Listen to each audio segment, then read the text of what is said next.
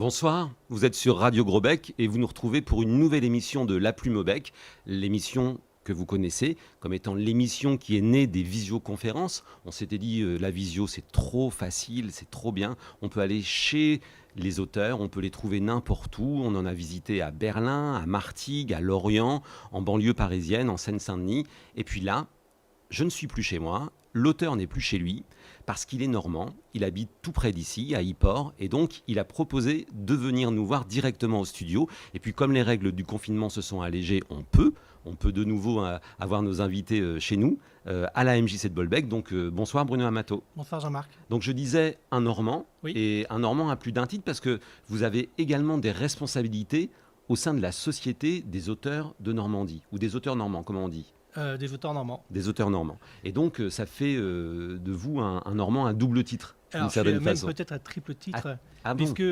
j'ai habité les 5 départements normands. Donc, je suis un pur normand. Ah oui, Je suis né dans l'Eure, mais par contre, j'ai habité les 5 départements. Et parce que vous vouliez cocher toutes les cases ? Pas du tout. Le hasard de la vie a fait que dans mon métier de banquier, j'ai été muté.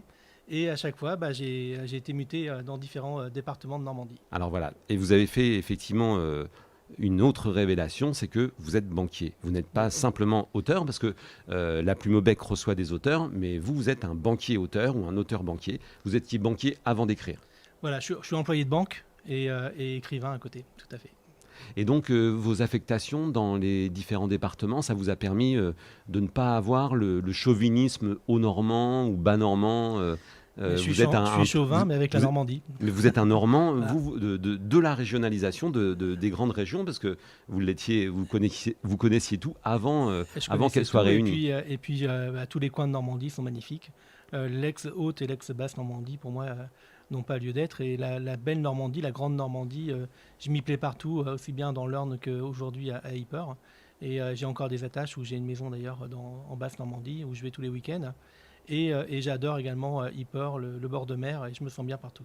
Mais je voulais commencer avec vous, justement, comme vous avez été président de la SADN. Secrétaire. Mais vous avez été président aussi. Non, du tout, j'étais secrétaire. Je suis désolé. Non, pas du tout. Je croyais que vous aviez eu le mandat de président et qu'ensuite vous étiez... Non, donc vous êtes secrétaire de la Société des auteurs normands.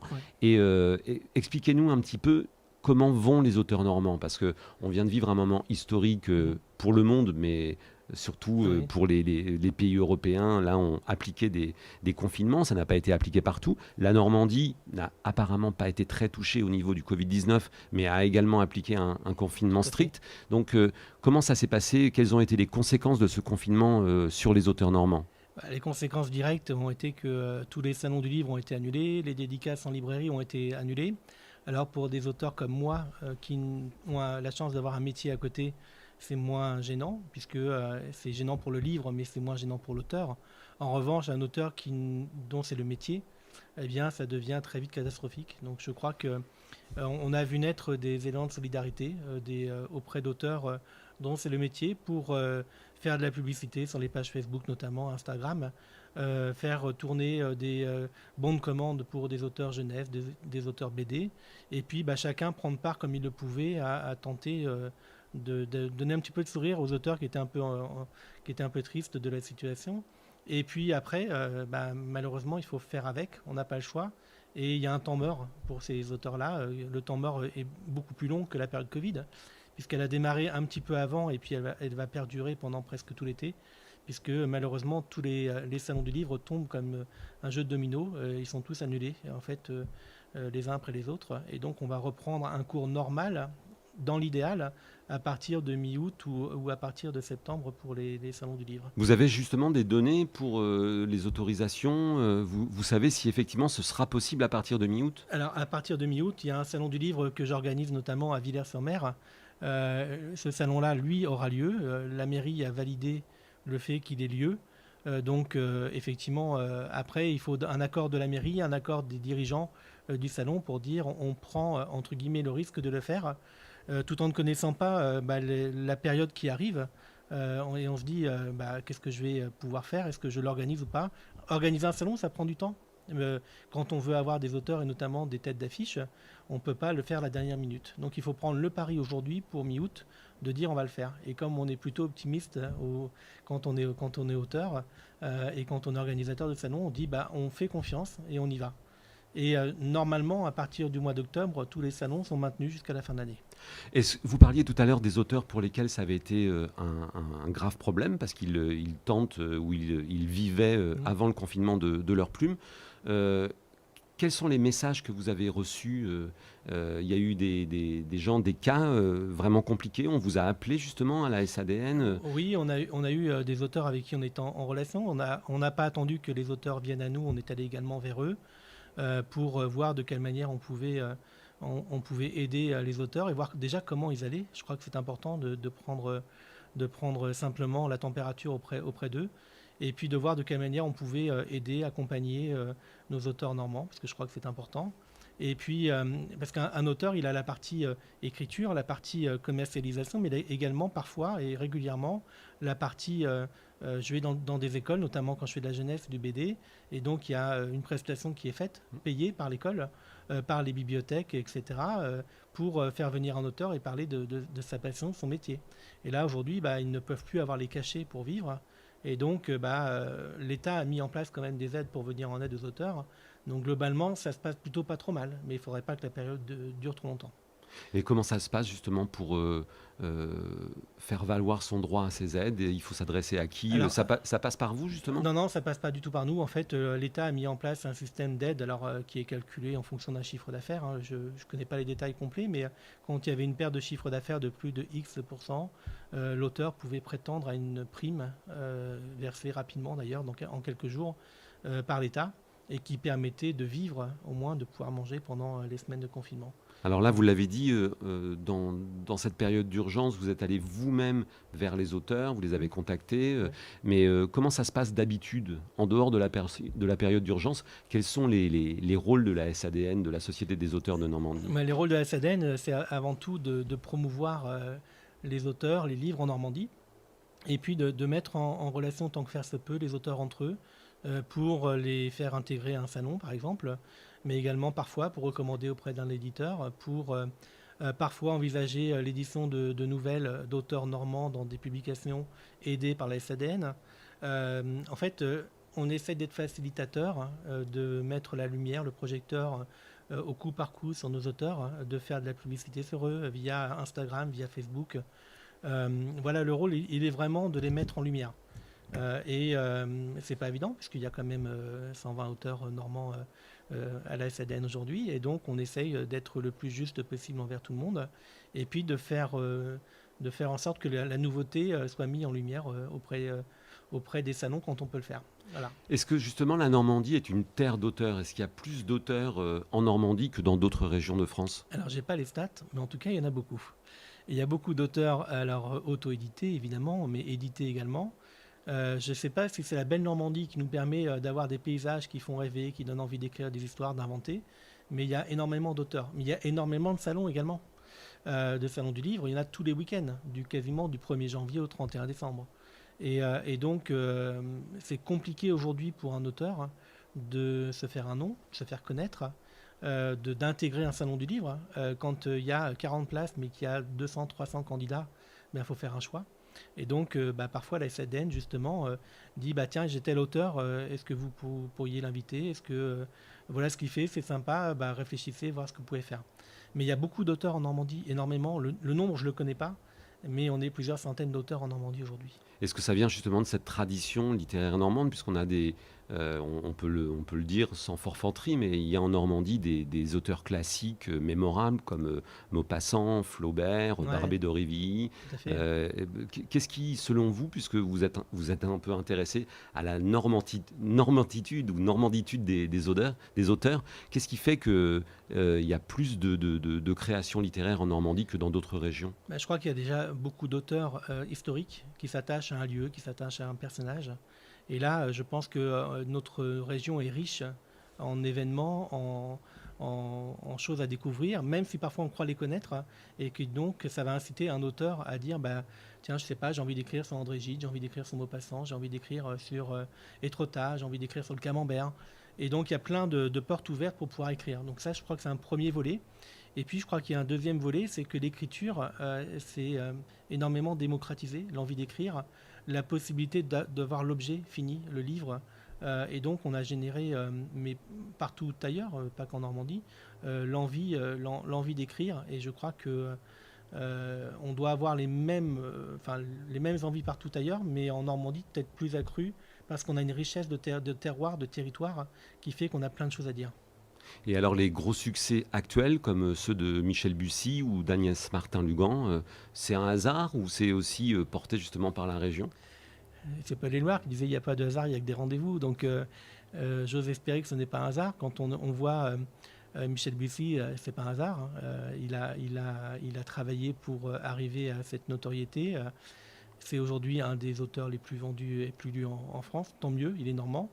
Mais non, c'est pas un hasard. Il y a du talent, il y a de l'envie, il y a parfois de la chance un peu quand même.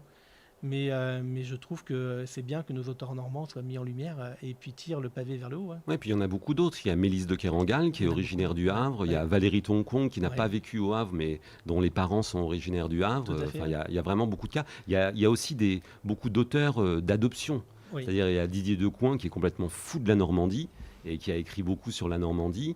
Donc oui, c'est selon vous une terre inspirante? C'est une terre inspirante et puis on n'est pas loin de Paris.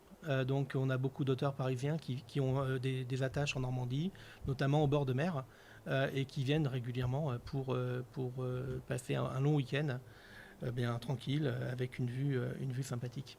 Alors, tout à l'heure, vous parliez justement de ce qui pouvait donner l'envie d'écrire. Vous l'avez dit, vous êtes employé de banque, Oui. donc pas destiné à la littérature a priori. Qu'est-ce qui vous a donné envie d'écrire? Le fait de lire beaucoup? Alors, à l'origine, c'est un rêve de gamin.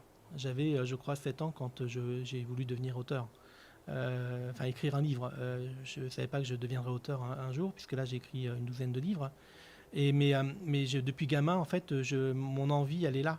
Le premier souvenir que j'ai par rapport à ça, c'est mon institut en fin d'année qui nous donnait des feuilles blanches aux enfants. On était tous réunis autour d'elle. Il n'y avait pas le Covid à l'époque, on pouvait le faire.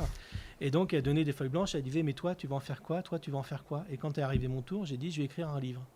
Voilà, donc c'est vraiment la Une première intention chose. Ouais. qui date. Et depuis toujours, j'avais ce rêve enfoui en moi. Et j'ai attendu d'avoir 23, 24 ans pour écrire réellement mon premier livre. Et après, il est venu du fait que j'ai lu énormément. Et j'ai aimé cette atmosphère qui me rendait heureux dans la lecture. Il y a quelque chose qui me transportait à chaque fois. Et donc, de m'évader, bien, ça m'enrichissait. Et puis, ça m'a donné envie simplement de tenter à mon petit niveau de faire évader les gens, quoi. Et quels sont les auteurs justement qui ont été des mentors un peu, non pas en le sachant, mais inconsciemment, des mentors de Bruno Amato pour qu'il se lance en Si on littérature? prend des Normands, il y a Maupassant que j'ai aimé, j'ai commencé par Pierre et Jean et j'ai enchaîné après. Après, j'ai aimé beaucoup Hemingway. J'ai aimé beaucoup en polar j'ai lu les Simenon, je crois que j'ai tout lu, mais j'étais gamin, quoi. Et après, j'ai lu tout ce que je pouvais lire. Alors, j'ai récupéré du retard parce que j'ai commencé, j'ai lu très jeune et après, j'ai fait une pause et j'ai repris à 20 ans. Mais je crois que ouais, tous les auteurs normands, j'ai lu Proust, j'ai lu. Voilà, je trouve que j'ai trouvé tellement de choses riches dans la littérature que j'ai tout lu. Et aujourd'hui, qu'est-ce qui vous inspire comme auteur, justement, pas seulement normand, mais les auteurs nationaux, les auteurs étrangers? Est-ce qu'il y a des gens qui vous portent, qui vous éblouissent? Alors, je continue à relire Hemingway toujours, parce que j'aime par-dessus tout. Et dans les J'adore contemporains? François Sagan. Dans les contemporains, j'aime bien des gens comme Gavin Clémenté Ruiz, par exemple, qui a écrit Le Club des Feignasses, qui est un livre très optimiste avec un sujet très sombre à l'origine. J'aime bien des auteurs comme Nicolas Robin, qui ont sorti Roland est mort.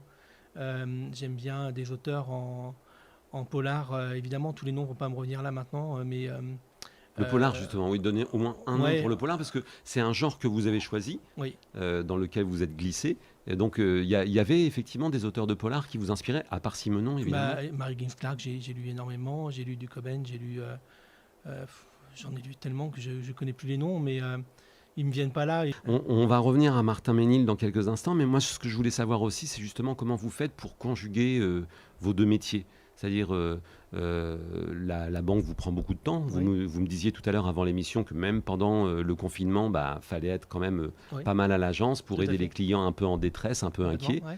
Donc, comment vous arrangez vos journées, vos semaines pour arriver à trouver le temps d'écrire? En fait, j'ai un rythme d'écriture qui est plutôt le soir et puis le week-end. Donc, je suis un couche-tard. Et donc, j'écris normalement tous les jours. À partir de 21h, j'écris. Et jusqu'à minuit, 1h, ça ne me dérange pas du tout. C'est un vrai bonheur pour moi, ce qui explique pourquoi je ne regarde pas du tout la télé. Mais après, donc la journée, je suis au boulot de 8h à 19h, on va dire, du mardi au samedi. Et puis après, je consacre mes fins de journée à l'écriture, à la relecture, à la correction, évidemment. Puisque quand on dit écriture, c'est vraiment au sens large. Parce que à chaque fois que j'écris une partie, je ne redémarre jamais avant d'avoir relu ce que j'ai fait avant. Donc, en général, je passe 3 heures par jour quand je suis en période d'écriture. Et je suis en période d'écriture entre 6 et 8 mois par an. Et vos collègues de la banque, de l'agence bancaire dans laquelle vous travaillez, ils sont tous au courant? Oui, tout le monde est au courant. Ma banque a même fait de la promotion par rapport à mes livres. Donc, je crois que c'est quelque chose où la banque en est peut-être un peu fière. Et puis mon équipe m'en parle régulièrement. Et puis ils aiment bien savoir si je suis allé dans tel salon, est-ce que ça a bien marché, est-ce que j'ai eu des nouveaux lecteurs. Et puis quand il y a des nouveautés, ils me demandent les nouveautés. Donc oui, c'est un sujet un peu différent. Ça humanise un peu le rôle d'employé de banque que j'ai et de directeur de banque que je peux avoir. Hein, où finalement on a l'impression qu'on est figé dans un rôle un peu binaire, oui-non. Et que finalement on se rend compte que derrière la profession il y a un homme et puis qu'il y a une passion avant tout, quoi. Donc ça humanise un peu le Oui, ça bonhomme. c'est vos clients, ils ont un peu cette perception du coup. Ouais, tout à fait. Par contre, il faut faire la part des choses, c'est-à-dire que il y a le boulot et puis il y a le côté écriture. Donc il est arrivé régulièrement qu'un client vienne me voir en disant est-ce que je peux vous acheter un livre? Ben non, il y a une librairie à côté. Voilà, et c'est arrivé également qu'ils viennent pour faire dédicacer un livre. Mais dans les salons, je rencontre régulièrement des clients ou des gens que j'ai connus dans d'autres villes avant et qui viennent m'acheter mes livres. Alors dans les 10 romans que vous avez écrits et publiés, est-ce qu'il y a, moi je les ai pas tous lus, est-ce qu'il y a une attaque de banque? Non, Ça, je me refuse de le c'est faire. tabou, d'accord. Voilà, en fait, c'est comme s'il y avait un pacte que je m'étais fait, c'est-à-dire ne pas parler de banque dans mes romans. Voilà, je crois que c'est bien de le faire. Je dis, mon prochain roman qui n'est pas un polar se passera entre Le Havre et Barcelone. Voilà, donc je vais étendre Vous un allez petit sortir peu. Ouais. de vos frontières Je prends des habituelles. risques, hein. Voilà, je sors une partie à Barcelone, une partie à Paris, une partie au Havre. Mais la Normandie, je la connais bien, donc c'est vrai que j'aime bien prendre des lieux que j'aime. Est-ce que le crime vous inspire? Est-ce que c'est une de vos interrogations? Pourquoi on tue? Comment on arrive à tuer? Vous l'évoquez d'ailleurs, il y a un des personnages, un personnage secondaire qui décède, et votre personnage principal, Martin, il s'interroge, il dit quel gâchis, comment on peut tuer un jeune homme? Ouais. C'est une question que vous vous posez souvent? Presque toujours. En vrai. fait, ce qui m'intéresse réellement, c'est de comprendre comment tout bascule, comment on passe du blanc au noir directement. C'est psychologique, je ne comprends pas comment on peut basculer dans le fait de tirer à bout portant sur une personne, par exemple. Comment on peut faire ça? Je ne comprends pas. Bruno Amato n'a jamais eu envie de tuer quelqu'un. Jamais. Et C'est vrai? pourtant, j'aurais eu des occasions de le faire. Mais jamais. Non, moi, je suis pas Vous quelqu'un. auriez eu des occasions? Ah, ça mais devient intéressant. mais oui, enfin des occasions, pas de tuer, mais Des envies, qui auraient ouais, pu d'avoir naître, envie. mais non, jamais. Je suis pas quelqu'un de rancunier, je suis pas quelqu'un qui en veut aux gens, mais j'aime bien tenter de comprendre comment on peut basculer.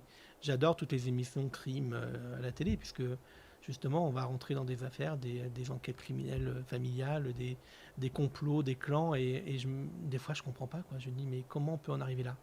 Et j'ai toujours pas la réponse, évidemment.